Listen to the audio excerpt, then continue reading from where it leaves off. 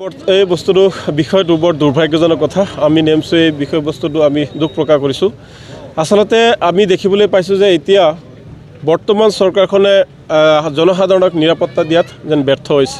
কোনোবা মানুহ দোষী হ'ব পাৰে, তেওঁ ভুল কৰিব পাৰে, গতিকে এজন ডকাইত বুলি তেওঁলোকে ভাবিছে। ঠিক আছে, মানি লৈছোঁ তেওঁলোকৰ মতে যে এজন কেনাৰামে হওক বা কোনোবা মুছাৰী হওক, তেওঁ ডকাইত আছিলে, আমি মানি লৈছোঁ এক্সাম্পল হিচাপে। কিন্তু তেওঁক জানো মানে গুলি কৰিব পাৰি, তেওঁক জানো হত্যা কৰিব পাৰি, তেওঁক জানো মাৰি কেনে নিশেষ কৰিব পাৰি? এয়া কোনে দিছে অধিকাৰ? এয়াতো কাৰো অধিকাৰ নাই মানুহে মানুহক মাৰিবলৈ। কোনোবাই ভুল কৰিছে, তাৰ ন্যায় অন্যায় জুখিবলৈ ন্যায়ালয় আছে। ন্যায়ালয়ে কিবা নিৰ্দেশ দিছে নেকি যে এই মাৰিজনক মাৰি পেলাক গুলি ফুটাই কেনে? নিশ্চয় দিয়া নাই। কোনোবা ভুল কৰিছে, পুলিচৰ কাম হৈছে তেওঁক কৰায়ত্ব কৰা, তেওঁক গ্ৰেপ্তাৰ কৰা, তেওঁ আদালতত হাজিৰ কৰা, তেওঁৰ কি আছে কি নাই সবিশেষ তদন্ত কৰি ন্যায়ালয়ত মানে দিয়া। তাৰপিছত ন্যায়ালয়ে যি দিয়ে তাকে আমি সকলোৱে মানি ল'ব লাগিব। কিন্তু ন্যায়ালয়ৰ আগতে, ন্যায়ত যোৱাৰ আগতেই, ডকাইত নে চোৰ তদন্ত হোৱাৰ আগতেই এজন মানুহক মাৰি পেলোৱা হ'ল, এজন মানুহৰ এটা পৰিয়ালৰ জীৱন ধ্বংস কৰা হ'ল।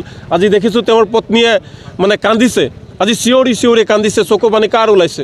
তেওঁৰ পত্নীৰ ওলাইছে। তেওঁৰ ল'ৰা ছোৱালীয়ে আজি পিতা বিচাৰি ঘূৰি ফুৰিছে। তেওঁ যিহেতু ভুল কৰিছিল, তাৰ দায়িত্ব আছিল যে ন্যায়ালয়ত যায়, ন্যায়ালয়ৰ জৰিয়তে ন্যায়ালয়ে যি চৰম শাস্তি দিয়ে আমি মানি ল'লোঁ হয়। আমি অসম আৰক্ষীক সন্মান কৰোঁ আৰু সন্মান কৰিবই লাগিব। কিন্তু এনেকুৱা ধৰণৰ যাতে মানে এনকাউণ্টাৰ নকৰে তাৰ বাবে আমি নেমচোৰ ফালৰ পৰা দাবী জনাইছোঁ। আৰু আমি আশা কৰিছোঁ যে কেনাৰামে হওক বা মুছাহাৰীয়ে হওক, এইটো যিটো ডেড বডি আছিল বা যিটো হত্যা হ'ল, এই আৰক্ষীৰ দ্বাৰা বা মানুহৰ দ্বাৰা এই অন্তিম হত্যা হ'ব লাগে, অন্তিম এনকাউণ্টাৰ হ'ব লাগে। আমি চৰকাৰক দাবী জনাইছোঁ যে এইটো CBIৰ দ্বাৰা এটা তদন্ত হ'ব লাগে। আৰু কেনাৰাম বা যি মুছাহাৰী এই হত্যা কৰা হ'ল, তেওঁৰ পৰিয়ালক 50 লাখ টকাৰ চৰকাৰে সাহায্য দিব লাগে। তেওঁৰ পৰিয়ালটো এতিয়া কেনেকৈ চলিব? BTRৰ মুৰব্বী প্ৰমোদ বড়ো আৰু অসমৰ মুখ্যমন্ত্ৰী ডাঙৰীয়াক 50 লাখ টকাৰ আৰ্থিক সাহায্য আৰু এই তেওঁৰ ল'ৰা ছোৱালী যাতে ভৱিষ্যতে সুশিক্ষাৰে শিক্ষিত হ'ব পাৰে, পৰিয়ালটো চলিব পাৰে, তাৰ সম্পূৰ্ণ দায়িত্ব ল'বলৈ আমি নেমচৰ ফালৰ পৰা দাবী জনাইছোঁ। बेखौथ' जों प्रथमावनो उदालगुरि पुलिस प्रशासन जितु जों बिथांमोनखौ निन्दा खालामदों आरो जों सोंखारिदों। कारण एबसुआ दिनै जोङो एन्टि ससियेल एलिमेन्ट्सखौ जोंनि ओनसोलनिफ्राय गैया खालामनांगौ होननानै बुंनाय माने बा बिनि थाखाय जों खामानि मावबोबाय थादों। आरो बे माने बेखौ बुजाया जे सोरखौबा अपराधी बा दुखिखौ माने बेबायदि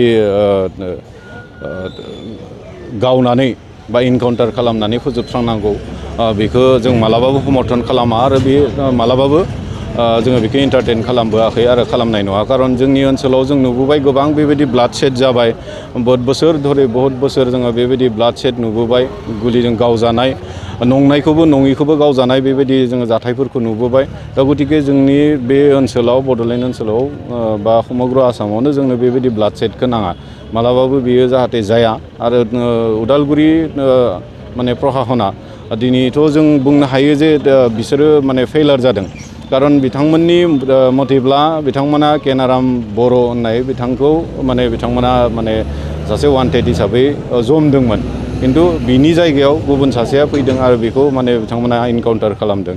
किन्तु नों दिनै जों बुंगोन जे बिसोरो टटेलि फेलार।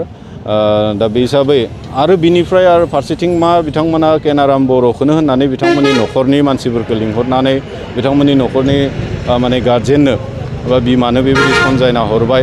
हरनायनि उनाव आरो गुबुन मोनसे परियाला फैनानै बिथांमोना जोंनिसोमोन, माने डिम्बेश्वर मोसाहारिसोमोन होननानै क्लेम खालामबाय। दिनै फाइनालि लास्टलि माने मोनसे माने बियो पोहराव फैबाय जे नंमारगौयै बियो केनाराम बर' नङा, बियो माने डिम्बेश्वर मोसाहारिसोमोन।